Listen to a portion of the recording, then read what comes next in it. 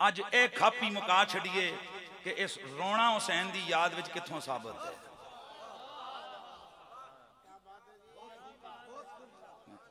असल आप लोग समझे नहीं है, ये यजीदियों का तरीका है नंबर एक, यह पुराना तरीका है, लोगों को रोकते रहे। ईज़ा बयान नहीं, ये मसाइब बयान नहीं करने चाहिए जिनसे लोग रो पड़े। मैंने आला हजरत को पढ़ा कि कहीं आला हजरत ने भी ये मसाइब बयान किए। खुदा की कसम आला हजरत ने कोई एक मुसीबत भी नहीं छोड़ी जो करबला वालों पे हुई और आला हजरत ने बयान ना की। कभी जाकर उन रिजवियों से पूछना, यार आला हजरत ने तो मसाइब भी बयान किए हैं करबला के, आप तो डटे हुए डंडे की तरह सीधे हुए हो कि नहीं मसाइब बयान नहीं करने चाहिए। ए इमाम अहले सुन्नत बताइए क्या क्या मुसीबतें करबला वालों पे ढाई गई। आला हज़रत फरमाते हैं उस यजीद उस कमीने ने क्या क्या जुल्म ढाया आले बैत पर। आला हज़रत फरमाते हैं कि बेआबो दाना प्यासे निवासे नबी के जिगर के टुकड़े हुसैन इब्ने अली को बेदर्दी से करबला में शहीद किया गया। उनके सरे अनवर को नेज़ों पे चढ़ाया गया और फिर उनकी लाशों पर घोड़े दौड़ाए गए जिससे उनकी हड्डियां चूरो चूर हो गई। फिर उनकी खवातीन को कैदी बनाया गया और उनके सरों से दुपट्टे छीने गए। तवज्जो है। इससे पहले तो हम यही सुनते आए हैं कि जनाब ये बयान नहीं करना चाहिए कि करबला में क्या हुआ और उनकी बच्चियों को।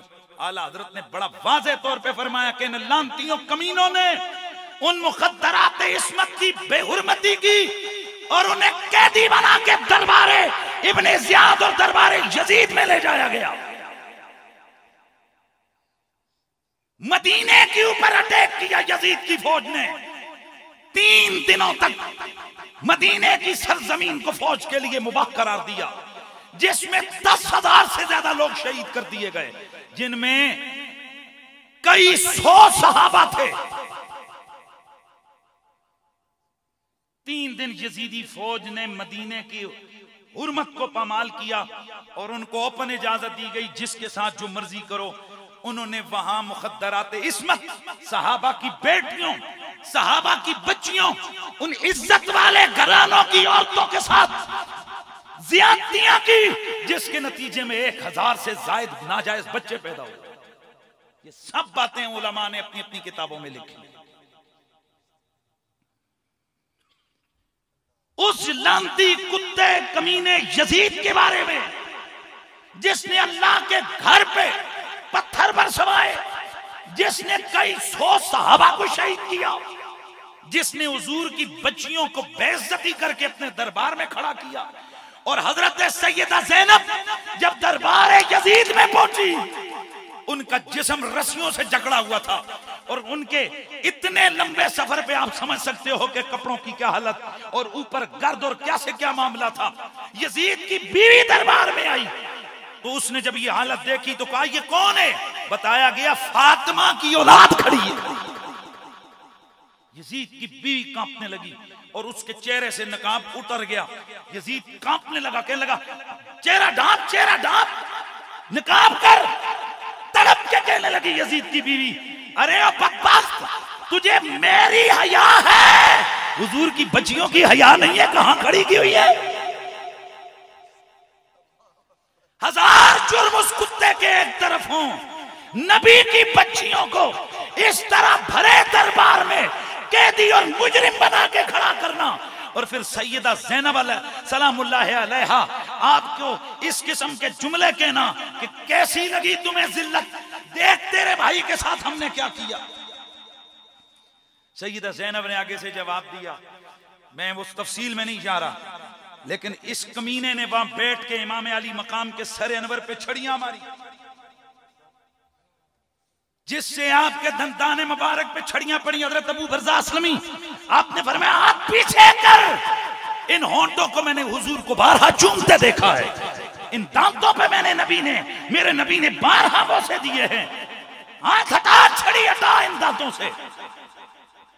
गिरामीउल मर्तबत हाजरीन, ये सब जुल्म कहां हुए? दरबारे यजीद के अंदर हुए। और फिर इस कुत्ते ने वहां शेर पड़े कि काश आज मेरे वो बदर के मरे हुए मेरे बाप दादे जिंदा होते तो वो देखते कि मैंने कैसा बदला लिया है। मैं उनकी औलाद में से न होता अगर मैं मोहम्मद की आल से बदला ना लेता। और फिर शराब पी, खुशी में झूमा, खुशी में रक्स किया, इमाम अली मकाम की शहादत की खुशी में उस लम्ती ने वहां जश्न का समा किया। और उसके बाद दलाइल देने के लिए कहने लगा मैं हक पे हूं और ये बातल पे हैं। और फिर जब सैयदा ज़ैनब को कहा देख कौन इज्जत वाला है, कौन जलील है, सैयदा मुस्कुराई।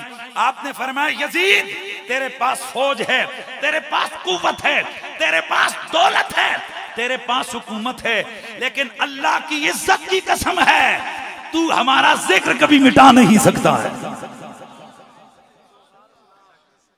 आप पढ़िए, छोड़िए लंबी चौड़ी बात को, मैं आपसे दावत देता हूं। मौलवियां दे जाके 2-2 घंटे बह जाते हो, कभी खुद किताब खोल के पढ़ लवो, खुद नंगे हो जाएंगे मौलवी ये 2 नंबरियां करने वाले।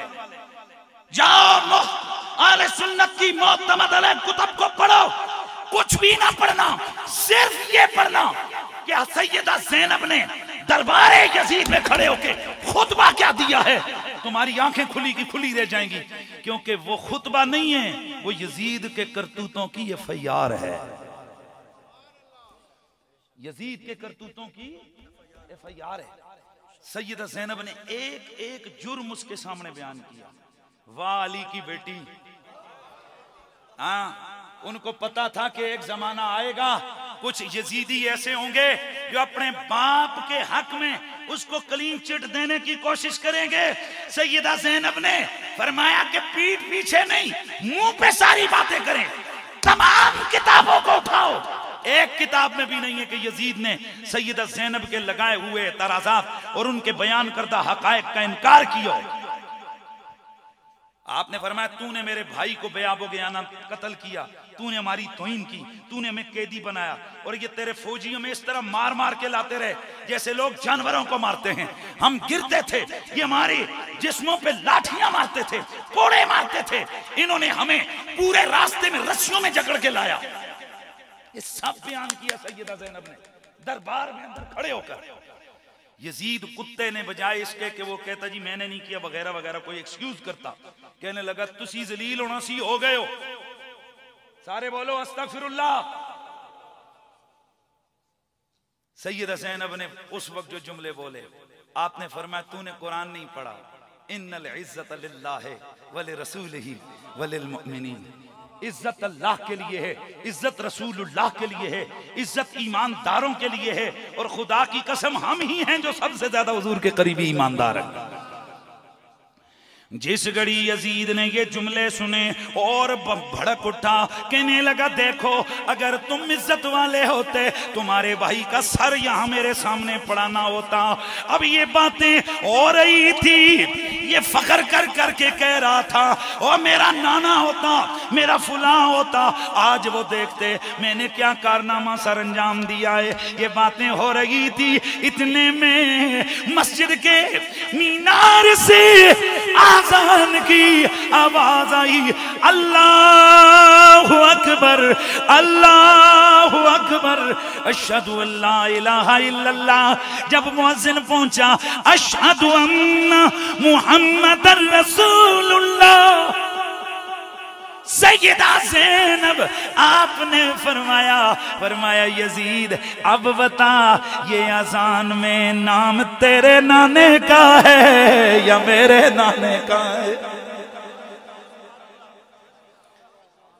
अब बताना तेरे नाने का नाम है या मेरे नाने का नाम है। फसकत, चुप हो गया।